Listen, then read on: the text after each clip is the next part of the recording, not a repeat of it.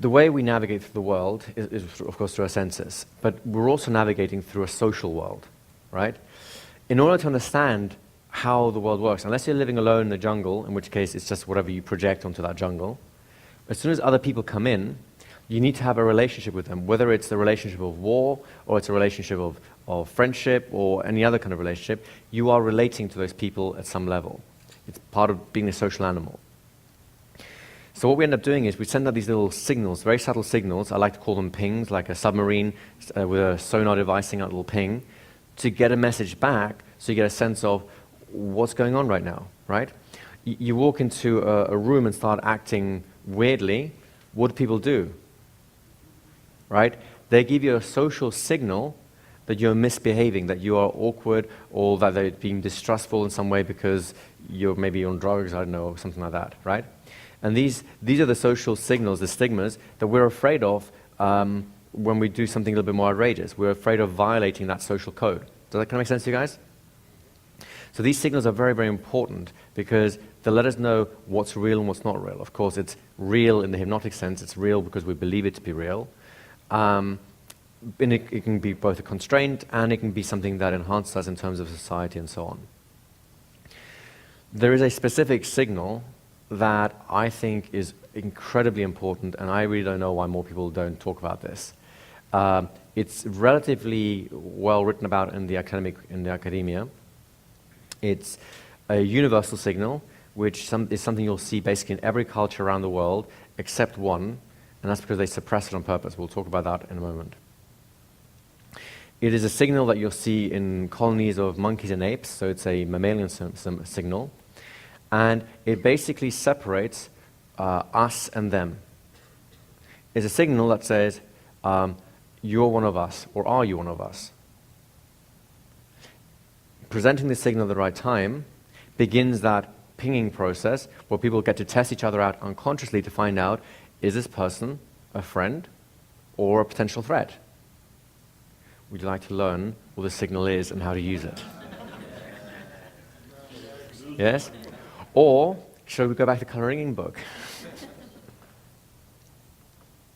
Now, before we go into the signal, there's something very important, which is there are different kinds of people out there in the world in terms of that you may want to have an interaction with.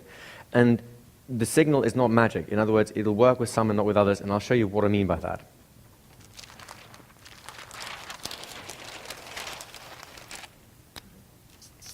There's a group of people out there, believe it or not, who are totally and utterly oblivious to you, right? They don't even notice you. Unless you do something to draw attention to yourself, they don't even see you. So all the signaling in the world will do absolutely no good at all. You can't start the pinging process unless they're actually aware of you. If you're walking through in a crowd, you know, the only way they're going to be made aware of you is if you do something to grab attention in some way. So the oblivious people can be converted in some ways. And we'll talk about some sneaky ways of doing that if you want. But as a rule, unless they're somehow like half aware of you, there is no interaction going on at that level, right?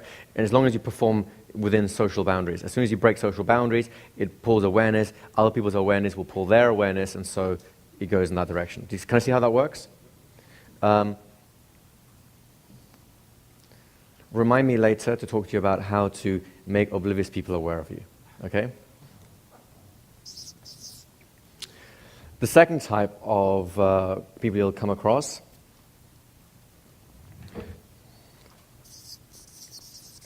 I'll call these, they're open. These are people who don't know you, right? But they're open to knowing you. In other words, you're walking down the street and you will exchange signals, so they'll test, do I know this person well enough to stop and have a chat? They don't know they're doing this, it's not a conscious thing. Some people are more open than others, of course. In other words, they may actually actively seek to engage with you. Other people will be less aware, so will be more reserved. But they're open to an interaction, but they don't know you, right? So they're not entirely oblivious to you. They're kind of half oblivious to you. They walk in their own little private trance. But as soon as there's a signal of that whole rapport pinging process starting up, they'll go, oh, all right, sure. Makes sense? There's a third category of people.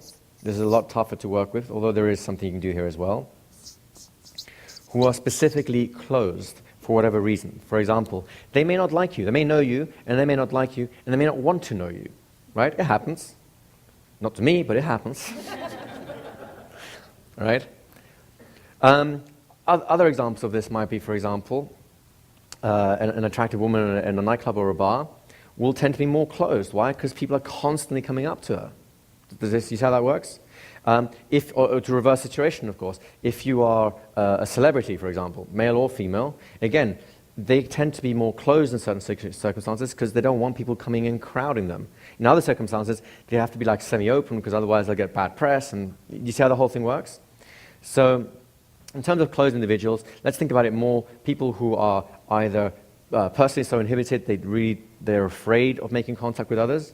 They, for whatever reason, already don't like you, either because they know you already or they made a prejudgment about you, right? Or the social circumstances dictate that they put a barrier up between themselves and other people because otherwise they'll get swamped by attention that they don't want, that they don't know how to cope with. Does that make sense? Those tend to be the three reasons why people are closed.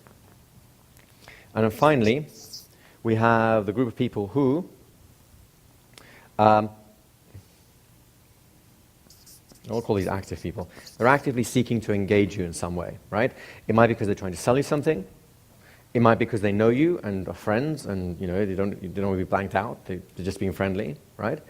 Or it might be just that they're just, you find these people, they're friendly, social people who just chat to strangers because they like doing it, right?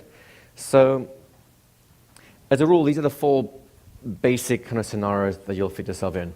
Active people are very easy to engage with. Why? Because they'll find you, right?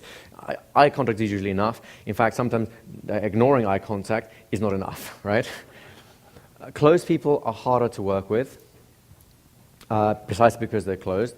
As a rule, the way to work with closed people is you have to break the pattern. It's a loop, it's a pattern, right? Their minds are spinning through a pattern whilst that's active. It's very difficult to get inside. The simplest way of opening up closed people is through, you basically stimulate the part of the brain called the amygdala. The amygdala is part of the emotional center and attention centers.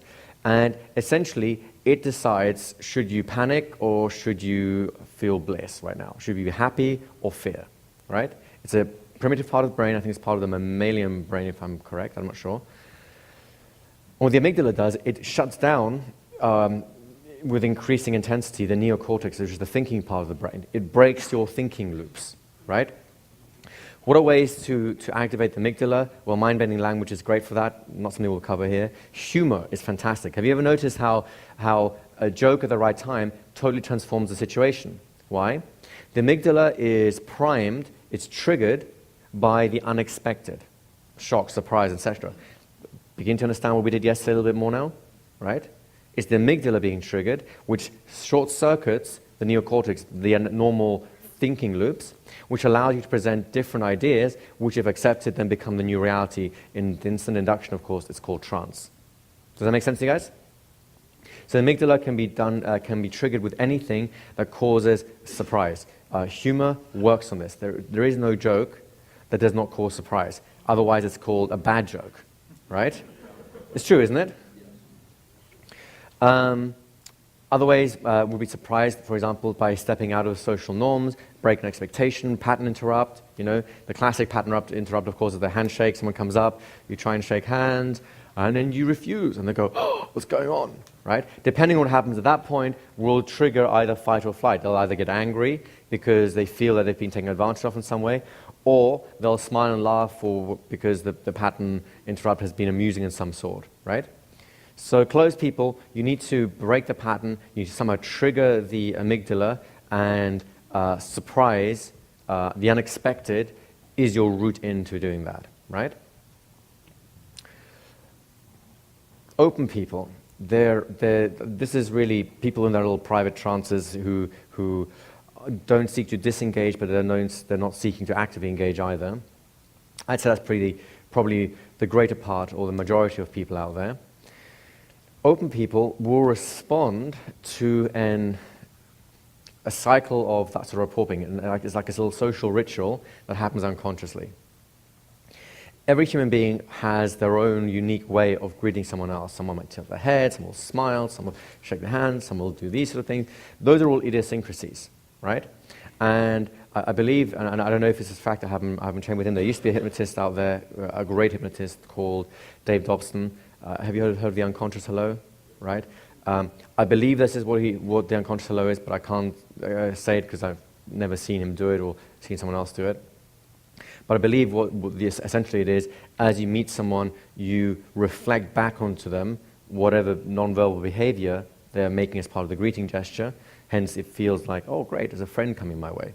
Note, it happens before the formal greeting, the formal touching of hands in the Western sense, or maybe the formal bow in the Eastern sense. It happens before all that. The evaluation has already occurred at that point. Does that make sense? But there's something which happens before even that. Something which allows that whole ritual to even begin. Because you can try this if you want, but if you're sitting in a restaurant and you're looking around the room and you're doing all this mirroring and matching and with everyone in the room, I've tried it, but they ignore you. They think like, it's a little weird. Why? Because you're not reflecting back onto them their greeting behavior.